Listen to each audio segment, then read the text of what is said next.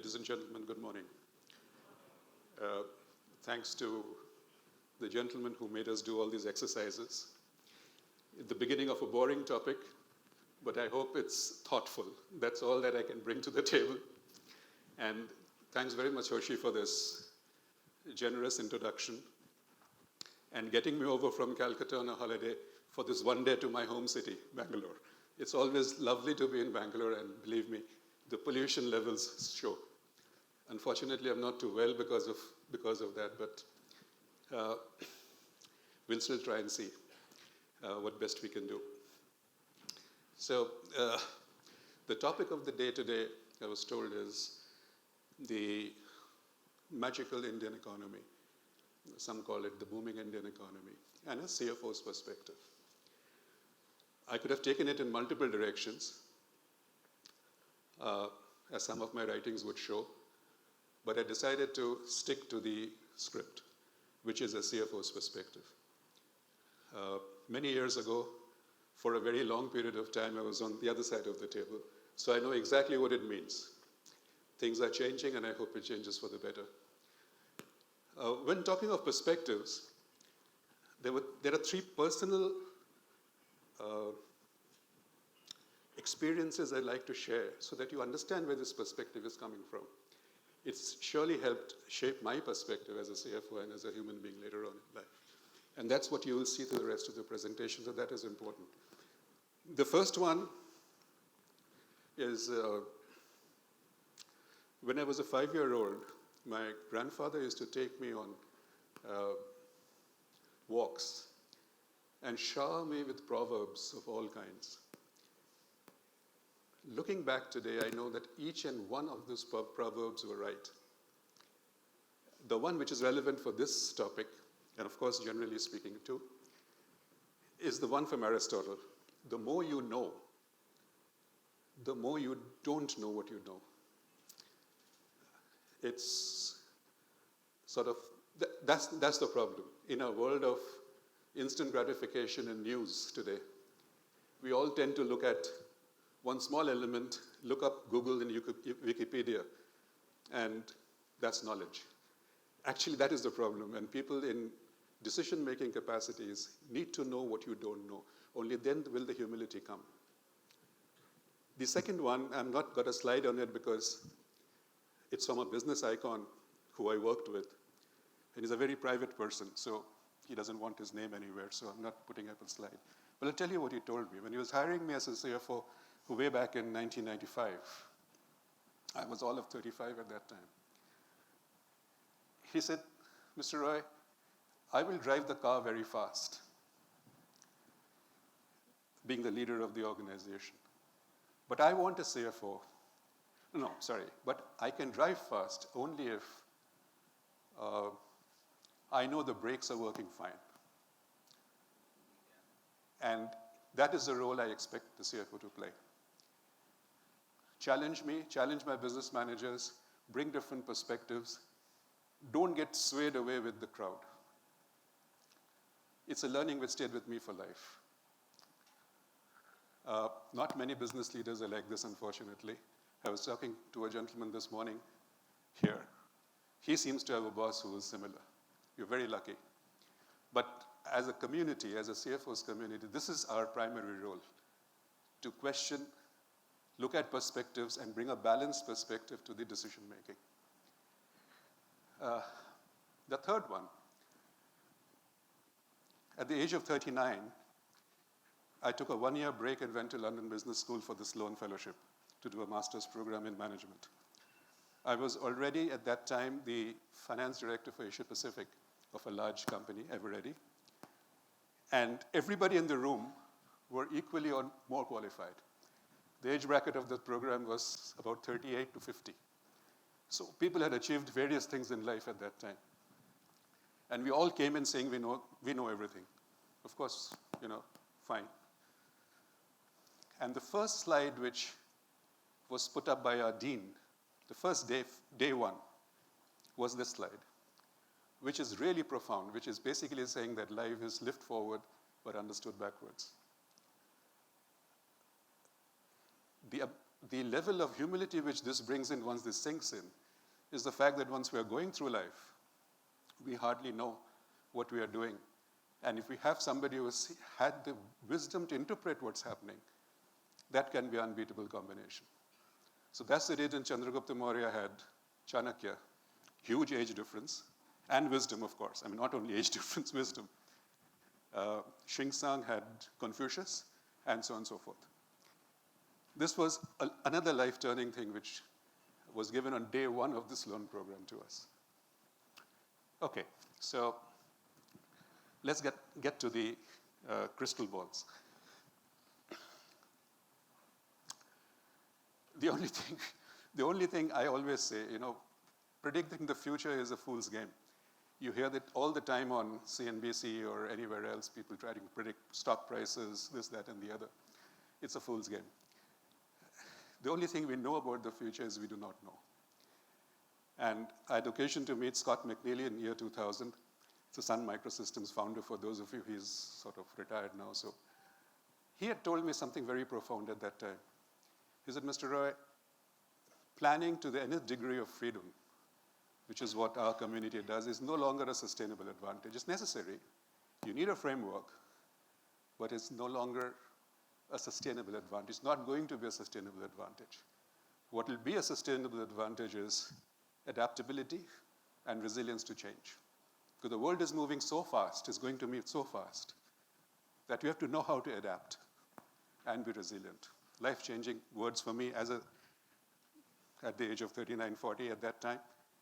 And when I came back to India, that's something which I always remembered. And of course, we have seen in the last 20 years how the world has changed. Hoshi mentioned about COVID. When COVID hit us, none of us knew what to do. There were no precedences. None of us knew what to do. I advised the chairman of a company. He called me up and said, "Kya karna hai?" We had 25 global subsidiaries. I said, I have no blooming idea. And the buck stops with me because I'm advising the chairman, or who else? And he's asking me, and I don't know. Nobody knows. And yet we adapted, right? All of us adapted. So adaptability, being quick, but within a framework is what matters to everybody, definitely to CFOs as well. All right. So I'll start off now with, given this background, let me do a quick poll before that. How many in the group, just a show of hands, think that the Indian economy is doing very well, is doing well, or not doing so well? Very well? Yeah, a fair majority, yes. That seems fair. Doing well? Practically everyone. And not doing well will hardly be any. Great. It's a good data point to have. This is what, so I'll now go through the data point. They're all from the public domain. So like I said, all you'll get from me is my views on it and my perspective on it. So all in the public domain at various points I've taken from there. So the first one, of course, based on which all of us feel that the economy is doing very well. The government surely thinks about it. The media thinks about it. Is essentially the GDP number. 7.8, that should be 6. Okay. I think it's 6.8, but I could be wrong. No, sorry, it is 7.8. 7.8 for this quarter, against the entire world reeling at about 1.2 to 2%, some companies at 4 and 5. So it's a matter of fact that we are the largest, fastest growing economy in the world. Any forecast you can take, but roughly it says the average for this year will be about 6.5 to 6.6, and we'll maintain that for the next few years. In terms of the gross domestic product, we are roughly at about, $3 trillion now. We'll go to $5 trillion. It's just mathematics. If things work, we'll go there in the next few years. It shows that we go up and down, but roughly that 6 to 7% trajectory is on the up move, reason for optimism. In terms of the gross domestic product per capita, we're at about $2,200 today per person. If all this works out, we'll be at about $4,000 per person in the next few years. Still way below internationally, averages, but definitely on the upswing. The 10-year government bond yields. It goes up and down, but essentially in the range of 5.5 to 7.5 for the last many years, showing a slight downward tick now. Let's hope it continues. Obviously, it has gone up for various reasons of inflation, etc. But so that's the government yield. The current account deficit is pretty high at the moment. A question definitely we need to ponder about because of oil prices, food prices, and so on and so forth, but basically oil. But will taper off in the next few years is the expectation. So not too bad, not too good. So in a snapshot, this is what we generally see in the economy. It comes through the media, various people talk about it. So this is roughly where we are. A reason, good enough reason. I think these are reasonable. In the media, of course, we hear all this. Like I said, but it's the dominant private media, or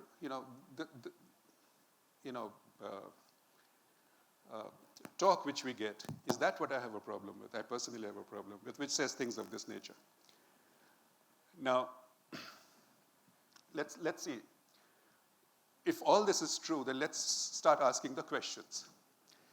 So this is what we have. Let's see how we distill it. And there can be many questions. I'll just put some of them here. And they are pretty wide-ranging to assess the inherent strength of the economy. That is the basic thing we are trying to assess here. So the questions would be, do we need a broader set of variables other than GDP, right?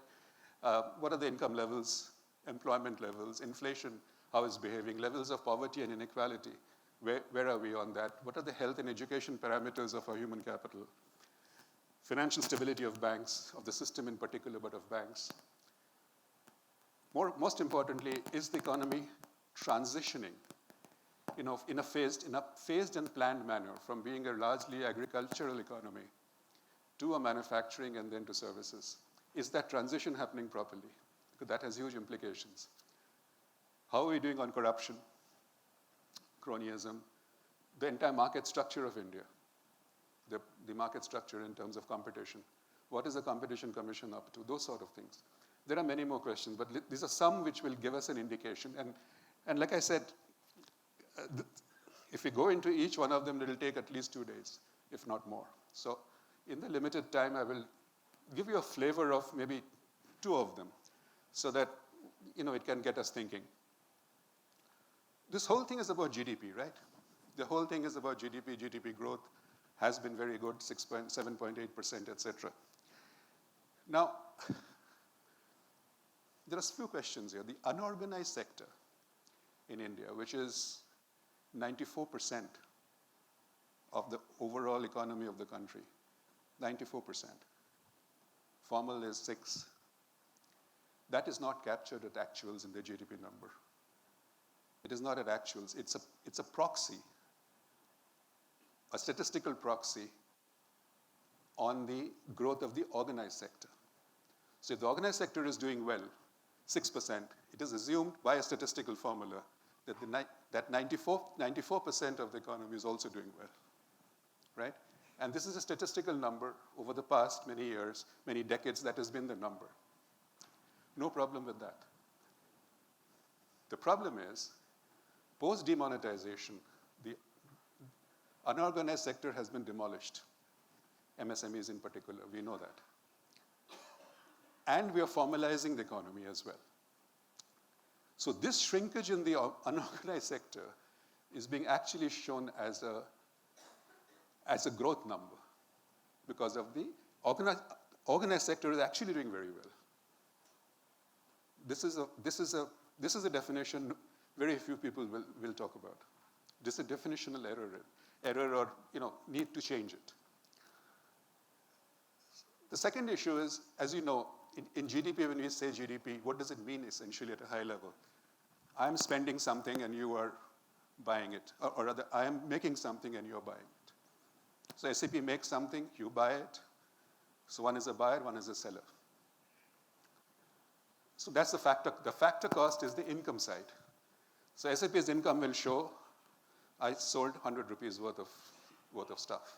And somebody's balance sheet will show that I spent 100 rupees. So a GDP, when it's taken, is taken from both angles. So one is what's called the factor side, where we are at 7.8%.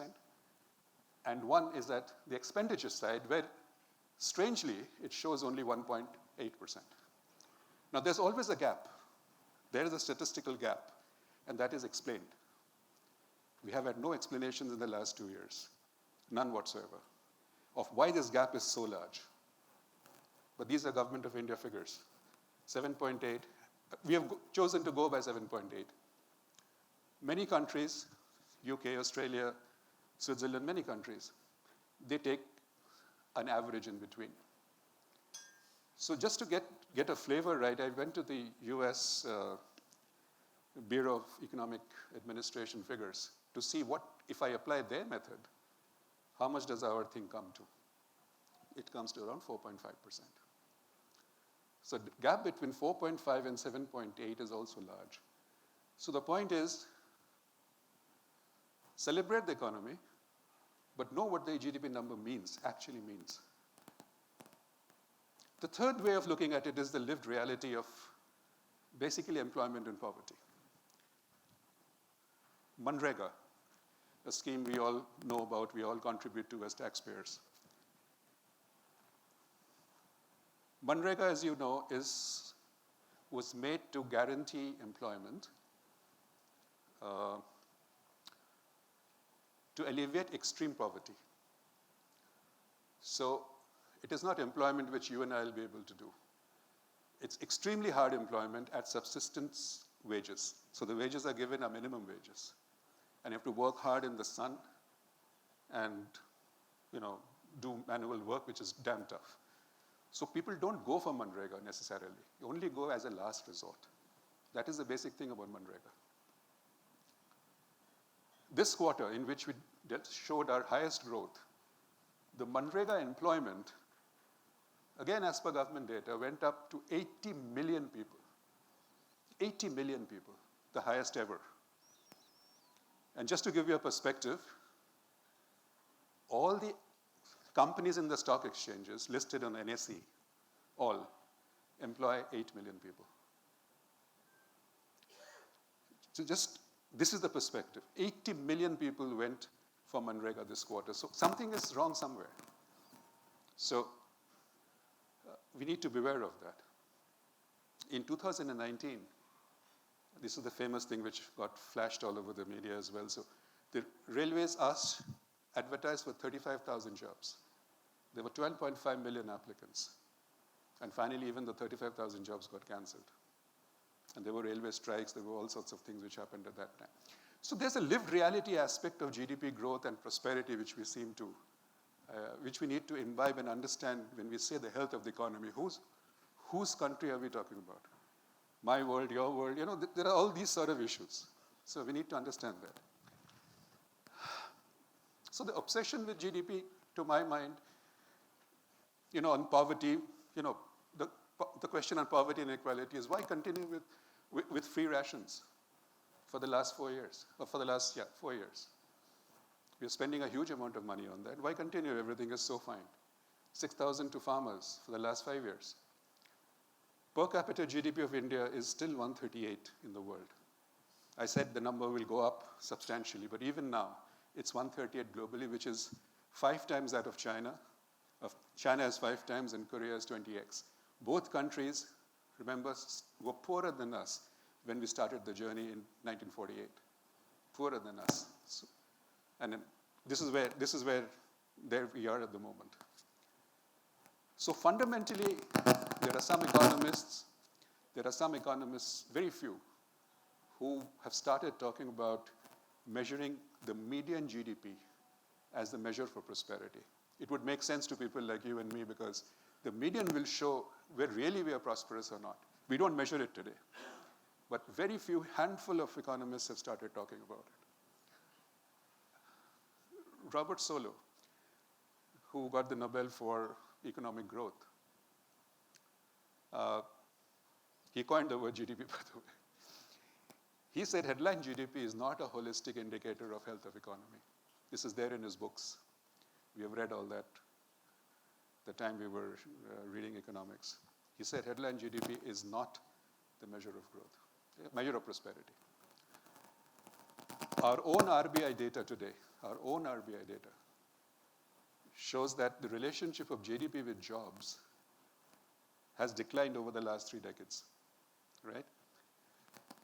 1% used to generate 2 lakh jobs. Last decade it was 1 lakh jobs. Current decade it's 50,000 jobs. So we are having jobless growth. And that would make sense intuitively, basically the advent of technology and productivity. It would make sense. But then how do we solve the problem of jobs is, I think, the is the largest problem which we have. So then someone asked me this, so why are foreign institutions going over the moon in the G20, for example? Everybody clapping, everybody's back, India's largest, absolutely. IMF, foreign brokerages, MNCs, head of states, just name it. The markets are buoyant. And yet, let me tell you, the foreign institutional ownership today, as of last week, is at a decadal low. Decadal low. It has been made up by domestic investors, which is a good sign. But foreign institution investors, mind you, are far more astute. They have had experience in emerging markets for decades. Our markets are new. It's young people putting in money through SIPs, confidence in the economy, perfect, no problem. But imagine where the markets would have been if the institutional ownership of FIIs, which is at a 16-year low today, was actually at average, even at average. So there is something they know which we don't know. But do we talk about it? I have not heard anything at all from anywhere. So why do everyone does this? The answer is quite obvious. Because it's in them, it makes sense to them, right? To sell their goods. From the Rafale jets to selling Kellogg's, everything will work. So as far as the selling part is concerned, MNCs, head of states, we are driving the French economy for sure, with the Airbus orders and the Rafale orders and all of that. The largest orders have come from India. 1,000 planes between Indigo and the Tatas, for example. So they will clap, yes. But our leaders meaning people like you and I, need to stop and think, what is good for our country? Is it justified? Not get carried away. That is the point I'm making. For a capital-starved nation, this is good. Of course, we need foreign capital. But something beyond that is necessary in the national dialogue, in the national discourse. Just as an indication, there's something called a $1.9 poverty line, which is, it's loosely termed as the subhuman level of poverty of persons who earn that per year. It's a worldwide index. There was a report which was published in 2018, which was hastily withdrawn. That showed that we are at 23% in this line. It was withdrawn. So 23% was, in 2012, which report is available. 2018 report was withdrawn. And why was it withdrawn? Nobody seemed to know, but essentially it was said that it's wrong because it just can't be right. It's wrong because it just can't be right. GDP has been growing, so how is this possible? And it was never replaced. The $3 poverty line, which is, we were 65% of our population, which is much better than 1.9, but we're still there. So the point is that this rising disparity is something which has to be tackled, not in my purview, but is an issue before we declare that we have won the economic war. Jobs, like I said, is 10%, as per CMI data, is 10%. This quarter, this month, the highest for a very long time.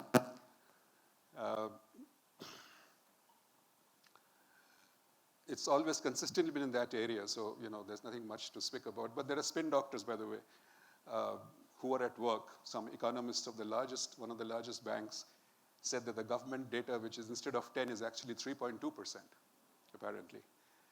Because And why is that number 3.2%? Oh, because you need to, and this is in a published report, that you need to include roadside vendors, gig workers, unpaid household workers, which is spouses, I guess, those husbands who don't work or those wives who don't work but manage the home.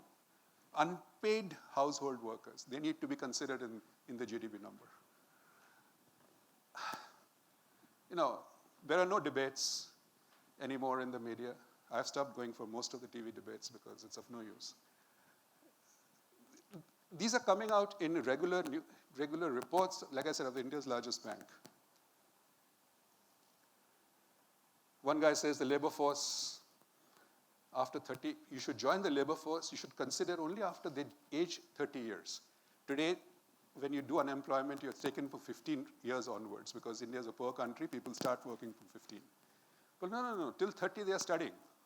So take that out from the denominator. Obviously, you'll get 3.2%. They are saying this in reports.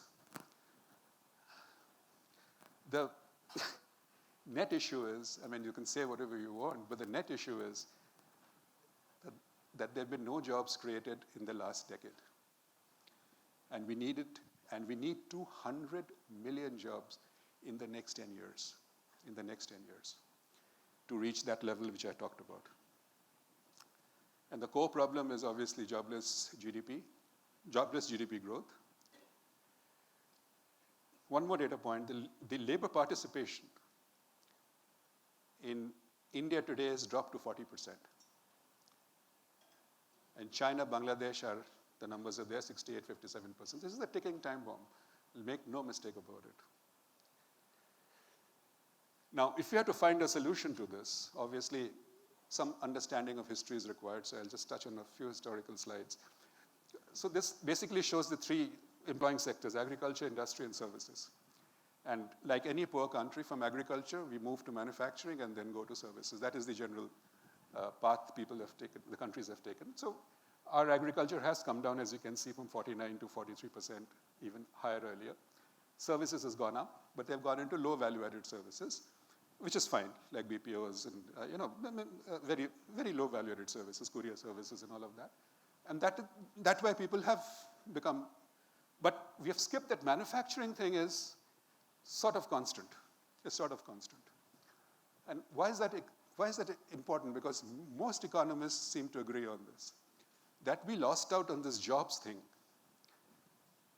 because we lost the manufacturing race. So when we started in 48, all these countries, India was far higher. It was at roughly 2.5% of the world's manufactured exports were from India when we started in 1948. I mean, Bangladesh, Vietnam, Taiwan, they were nowhere there. Korea, China, nothing was there. And then you can see where people have gone, where countries have gone. And India has remained at that 3% range, 2.5 to 3%. So we lost that race, of international competitiveness effectively. Because the post-war engine was based on exports of cheap labor, of labor-intensive products, not cheap labor, labor-intensive products. And also it was directly proportional to the female education, which, as I'll show later, is something which you have a problem. And the third reason, am I audible? Yeah. And the third reason is that our sectoral growth, the massive growth which has come, that has come essentially in construction and real estate and finance. These three areas. It has not come in other areas, so these areas, apart from construction, do not employ too many people. So this is for economists and our business, our country's leaders to think, is the path we are taking, is it sustainable or not? The path we are taking for economic growth sustainable or not? And this is after 75 years, mind you. It is not today's problem. It's been happening for the last 75 years. Are we correcting it? Let's see. So it's the same thing. Essentially, I think as of now, female literacy is not an issue. All countries are similar. But this is enrollment data. Outcomes is the problem. So that goes to the topic of education, which I'll talk about later. So as you can see, people in Vietnam, for example, which is a benchmark case, they are better in science, maths, and reading than even developed economies like Korea and France. Our outcomes, of course, are known. It's quite poor. The, the, the education we provide, not people like you and me, but the general education which is prepared. Even class, they do not know what English reading is or interpretation of division and stuff like that.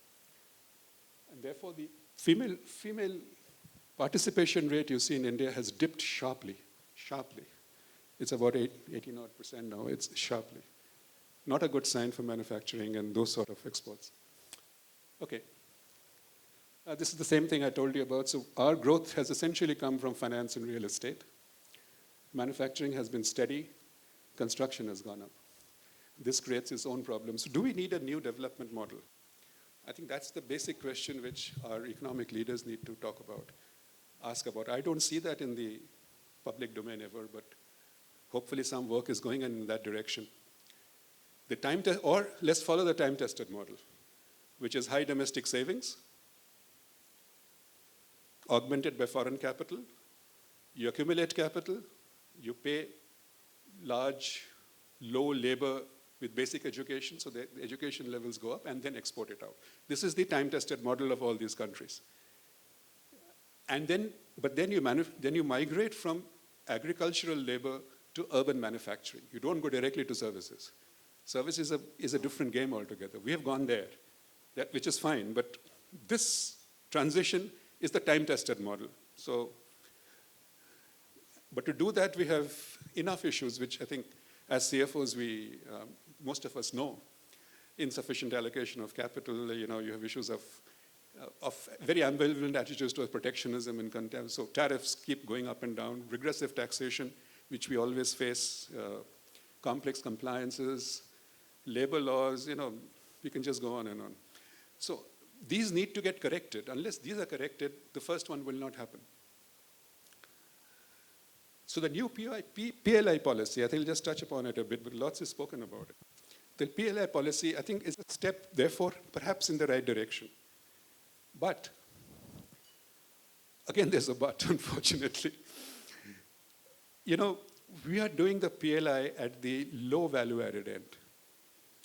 So you'll see all sorts of media reports, all sorts, which will say that because of PLI success in mobile phones, which is the oldest, our exports have gone up by 30,000 crores plus. True, they have. But does anybody talk about how much imports has gone up too? The imports is 90%, it's 27,000 crores. And we're getting all from China. The country which if you see the trade balance with China, that has actually gone up despite the restrictions, despite our foreign policy of, being at a distance with China and so on and so forth. It's actually gone up, the trade imbalance. So we import 27,000 crores, we export 90,000 crores, 30,000 crores. So we are doing the low-end sub-assemblies. That's what we're doing, which is a great place to start maybe, but not to celebrate. So intelligent allocation of capital is important. Because all this is coming from your and my money. The subsidy being provided is coming from our money, right? So chip manufacturing, that's the next big thing. We're going to allocate $10 billion for it out of taxpayers' money. There's a glut of chips in the world. There's a glut of chips. And there is no way we can reach chip manufacturing. It's an extremely complex activity. We can't reach US standards or standard standards, not in the next 25 years. But we're investing in it. So therefore, someone needs to think that, can't we do something which is aligned to our skills? Do PLI, but do align to our skills. Like cloud, telemedicine, manufacturing services and design, 5G, software in 5G, those sort of things. They are very high value added, by the way. In Apple cell phone, about 40% goes in that segment. I've given the Apple example here because it was readily available. In the Apple cell phones, 40% is design services around that. So, and we have a comparative advantage there with respect to people like China, etc. Law, language, education, trust, all of that stuff. So is it good for us to look at that too?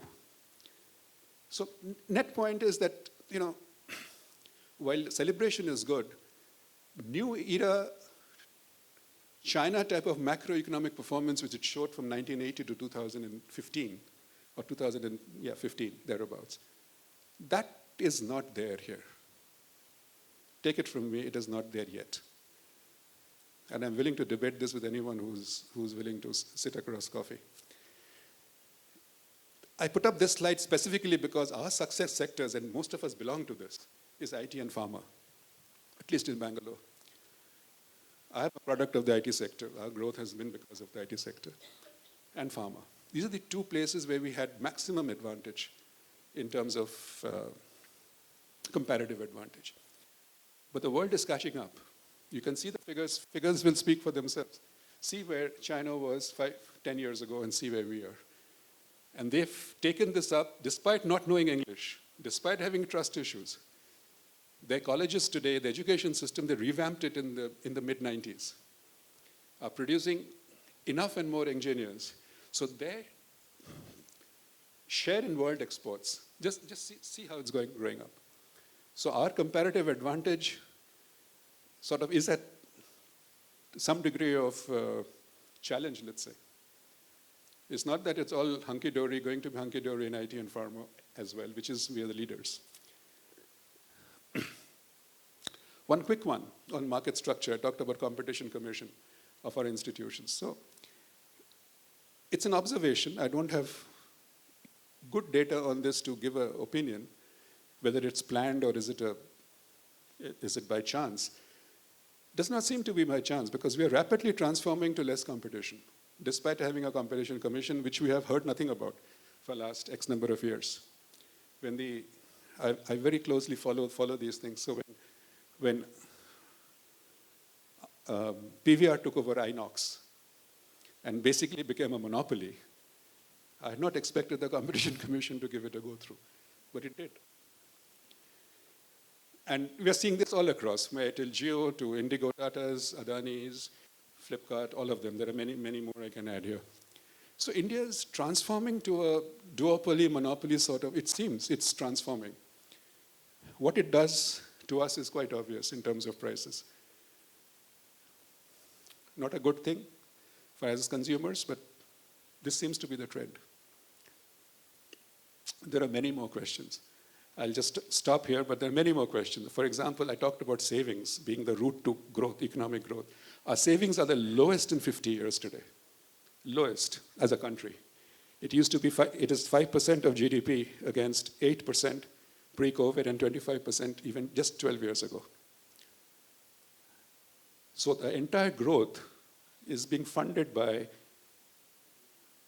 household consumption, which is debt. So households are taking debt or breaking their savings, and government investment. These are the two things which are driving us. Look at your own households. How long can you keep on borrowing? The country is doing this. This is what it shows. Neither is sustainable. Our investments, therefore, are down from 36% in the mid-2000s, which was a golden period, to 28-30% now. The investment. And that's because private companies, where you and I belong to, are not investing. Still not investing. So if everybody is so confident, why are they not investing? Okay. Similarly, the central government debt has gone from 30% to 84%. Still better than many countries in the world. Agreed. But do we follow their bad things or do we follow their good things? What do we do? But our debts have gone up. It's about 84%. So all this GDP thing which you see needs to be put in this context. There are many more. This tax is a good thing for CFOs to know. The tax per GDP, if corruption has indeed come down over the last 15 years, why is the tax to GDP ratio still at 17%? It's constant. I don't have an answer to that. If corruption has indeed come down, why? And there has been growth despite that.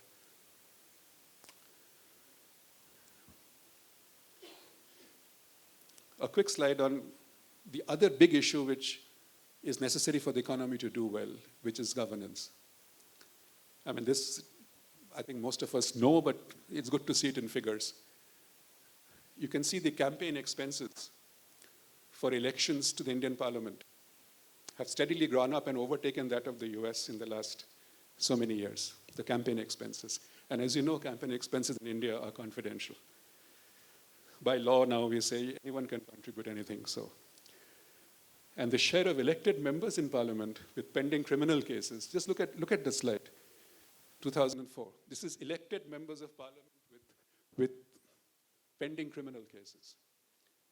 So if the governance is going in this direction, is it any surprise that these sort of decisions which we need to take are sort of not so important? As long as we govern today, it's good enough. These are facts.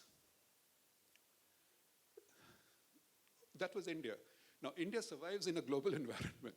And I have personally never seen the global environment in such a bad state as it is today. I would urge you to read this book from Mega Threats by Nouriel Roubini. These are from there. I follow him for many years. We know most of them, I think, but it's good to see them. Basically, GDP of all Western countries from 100% to 430% of GDP, unsustainable. They survive due to low interest rates. And interest rates are going up, bubbles are bursting, recession or low growth. I mean, no one knows what's going to happen on that front. Basically, loose fiscal policy, loose monetary policy, supply shocks, essentially stagflationary trends. That is where the world market is. And those in IT and pharma know this very well because we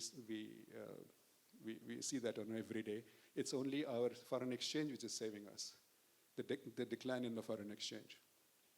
In terms of real volume, the growth is negligible, even for the IT sector. So on the supply side, the costs are going up because of deglobalization. You are aware of that. Migration controls, aging population, in the Western world. Geopolitics, climate change, cyber warfare, weaponizing currencies, all sorts of things. This is all going on. Anyone who reads will know this. On the demand side, there's a cap. US is already at about 5%. It's come down last week to about 4.6. But there's a cap on interest rates. The Fed cannot increase interest rates beyond this. Otherwise, the markets will just crash. It'll crash equity, bond, and credit markets and spark inflation. So it'll not work. They cannot raise taxes. Neither they can raise spending. Neither they can cut spending. I was talking about this to one of our colleagues yesterday from Europe last night. I mean, this is a reality. Hence, higher inflation, in my view, also you can call it inflation tax, is necessary and will remain. It will remain a high inflation world. 2% US inflation will not work. Because through inflation, you can reduce the government debt over time. The next generation pays for our mistakes today. That will be the most logical way forward. So you will see higher inflation in the Western world, continuing as a method of reducing the domestic debt, but basically passing on our problems to the next generation. That is what will happen. On top of that, there's permanent displacement of jobs, AI, robotics, etc. Many of us here will find difficulty in retaining jobs which are mechanical in nature. And finance function is generally the first to be hit.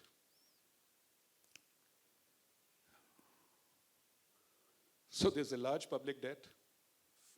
Future cost increases because of the reasons I mentioned, plus the demand side is constrained. This is the world situation today. The currency of Japan, I don't know if you follow, many of you might be following, has crossed 180 to 180 yen, 150 yen. The impact this will have on emerging market flows, because Japan for the last 20 years has been the exporter of capital. Now with the currency going to 150, EM flows and carry trade, it's called carry trade, let's see where it goes. So the world situation is not good. I tell this to one of my friends who I advise on a regular basis. The world situation is not good. We have to work within that. So we have to understand that the world situation is not good. Now, is any of this in the public domain in terms of discussions with intellectuals on behalf of the economic leaders of our country? I don't hear it at all. At all. Because doing the right thing, everyone knows what to do. We just cut spending and reduce debt. Everyone knows that. The question is, the politicians will never do the right thing. Globally, and India also, will not do the right thing. Because for the simple classical economics, free rider theory, what I have to do today will give results after 20 years, when I won't be there. This is what's happening, kicking the can down the road. Sustainable advantage, this is what every politician is doing. The only person who stood against it, again, I was telling him yesterday, was Angela Merkel in Europe, in Germany. Unfortunately, she's no longer there. She saved the European Union from virtual collapse by rescuing Greece, Spain, Portugal, all those countries, the PIGS countries, a few years ago. She did the right thing, but Germany took the hit. How long will one country do this? So essentially, the people are not, someone has to wake up. That leadership is not there globally. And the world, frankly, is much more complex than our time. By our time, I mean when we were growing up, 70s, 80s. You know, there was a detenue. There was Russia and China, Russia and the US. But everybody knew there won't be any war. Today, we can't say the same thing. There was no pandemic. There was no climate change. There was no AI taking away jobs and doing our thinking for us. There was some trade wars, but WTO was there to regulate that. There was hardly any protectionism because it was a free globalized trade. There were no debts. The global standard which got depegged, which led to the US boom, that was an event. There was benign inflation, no terrorism. Think about the world when we were all growing up. Not you, I mean, I'm saying when we were growing up. Today, it is actually more like 1918, post-World War I. End of globalization. That was end of globalization number one. Inflation, high inflation. Spanish flu. Recession, fears. The markets were overheated all over. Markets didn't seem to fall till it fell. Trade wars, currency wars, rise of fascism in Spain and Italy, other things. And finally, the World War II. Today's world is very similar to that. I hope history won't repeat itself, but then those who don't learn from history are doomed to relive it. So we'll see what happens. What's good in India? There is lots good in India, but it's all in one domain, in my view, in one domain. And that domain is technology. Nandan Nilekani, in 2003, gave me a book for my daughters, who were very young at that time. Said, get them to read this. It was a book he had authored called Imagining India. So my daughters were young, but I said, yeah, as they grow up, they will read. Thankfully, both of them are in the technology world, insulated from some of this at the moment.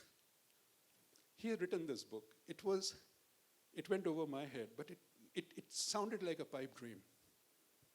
But the intent of the man is such, and the country acknowledges it now, that when he left Infosys, he devoted his entire time, and of course, the government took him on because of his thing. And that is one area, the technology area, and Bangalore is where it all happens, is something which is unparalleled, which is going on, unparalleled. Then financialization of savings. SIPs have gone up. It's almost about $2 billion a month. Young people are putting money into the SIPs. Demat accounts are getting opened. Financial savings, very good, of course. Formalization of the economy is good, provided the unorganized sector is taken care of. But the formalization part is good. Of course it's good. That is happening today. We have had the highest FDI in the last 2 years. 60% of our entire FDI for the last 75 years has come in the last 2 years, which is a great sign. Forex reserves are up.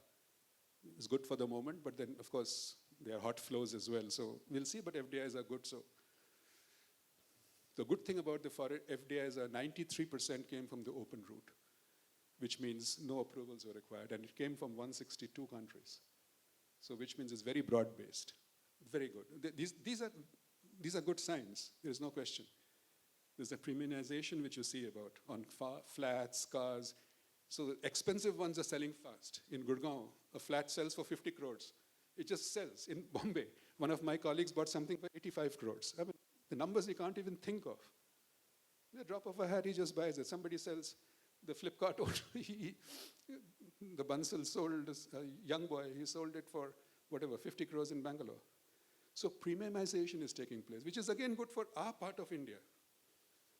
It is good. But then, remember that, these are good things which are happening. The data per capita, this is the most interesting one. The data per capita, we are number one globally today of the data consumption which we do on our cell phones. This shows a massive adoption right across the country, from the poorer people in the villages to us. We were 123 8 years ago. Today we are number one globally. All because of the digitization. So that part something we are extremely bullish about.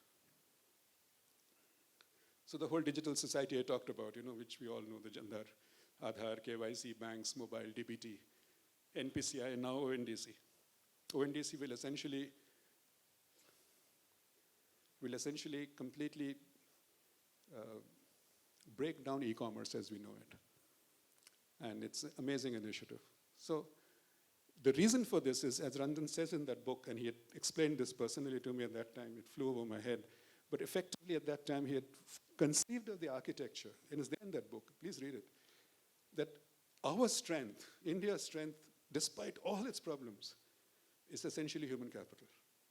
So the entire architecture of all this is stitched around human capital, putting the poor Indian citizen at the middle of it.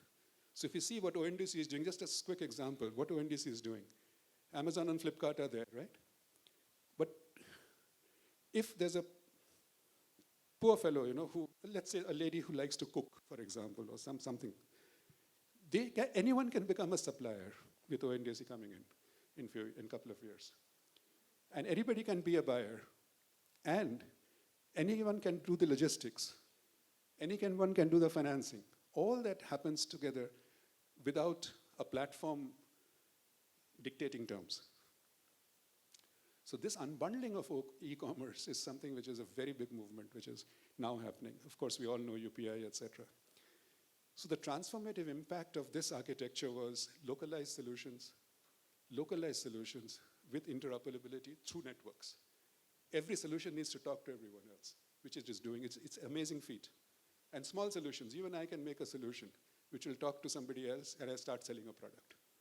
This is what his architecture had think of. So thoughtful leaders like that, I don't know how many are there in the country today. That's the problem. But technology is in good hands. He has taken a very good band of leaders to take the work forward and all of that. So that's something we should be really, really happy about. So he talks about this collaborative ecosystem being built, which is Samar, Sarkar, and Bazaar. Unless these three work together, it will not work, and it's happening in these areas. Okay. What is happening on this front now? Some of you would have heard about AICS. So our biggest bugbears, as we showed you earlier, was education and healthcare. These are the two biggest bugbears for us. Unless we do that at quality, live, and scale, none of this will happen. So education, people have done setting up universities. Some are good quality, most are bad quality, all that is happening. But his initiative is this 8-step foundation. So read about it. It's basically setting up a platform with the government, which is called the Diksha platform. So they're making a world's largest online platform where education can be available to anybody at the same outcome levels. Healthcare, telemedicine, shortage of doctors. This is Bhashini project, which essentially talks about generative AI for learning outcomes without any language barriers. We have so many languages, so there's a translator there and all of that. So the new model of equitable growth, which is being pushed by the technology side, is social inclusion through Aadhaar, financial inclusion through banks, distribution through NDC, and economic inclusion through personalized credit data. So if the data belongs to me, I can sell it and get higher credit. So this is the new model of equitable growth, which is coming from this side. So it's something which has never been tested anywhere in the world. So the perspective, I'll just take, I know I've crossed the time, I had warned him. Anyway, so on the perspective side, if you put all this in a cauldron, where are we? Where are we? Is it good, bad, ugly? Where? I don't know. So I think my perspective is what I've written down here, is that we live in an age of three things: hype, leverage, and aspiration. Fake news, cheerleaders, media journalists, who have become ventriloquists or stenographers, beware of them. So beware of what you hear always. Think on it, apply your own mind. Compromise media, as I mentioned. Decision makers, perspective is critical for survival. You will see it in your day-to-day job, and therefore the quality of decision making. So it's basically CEOs and CFOs. They're the two principal decision makers in any company. The world is in a bad place. Keep that at the back of the mind. India much better placed in the short term, much better, but structural remedies are still necessary to achieve Amrit Kal. Seems difficult at the current trajectory to me, but there's a technology side which is so good that maybe it'll take it over. And we tend to see only our India. We don't see the rest of India. That is not true. Land of paradoxes, of course, all that we know. We have weathered the economic, I must say, we have weathered the economic hurricane of the last 4 years pretty well. Pretty well. But we still remain vulnerable to some extent. I'm talking about the immediate time. But the reset of economic discourse is necessary in the country. Our resilience are obviously showing a lot of economic confidence, etc. But sustainability of that, and this, ladies and gentlemen, is, I talk, wherever I give talks or interviews or write, is my hope for the younger generation to pick this up. It is the sustainability of this which is important in a country like ours. And there, the moral fabric is the foundation of both democracy and a vibrant economic activity. Without that, it is not going to happen. So don't be a cheerleader as much as you can, and trust, accountability, enforcement, justice. If these things all work together, others will follow. So there is hope. The digital society is the hope. And I end with a quote from another very famous economist, Joan Robinson. She said, whatever you can say rightly about India, the opposite is also true. 1984. And the other one is, the purpose of studying economics is not to acquire a set of ready-made tools to answer questions, but to learn how to avoid being deceived by economists. So whether I've been able to deceive you or not, I do not know. But I hope I've left you behind with a perspective to think about. Thank you, ladies and gentlemen.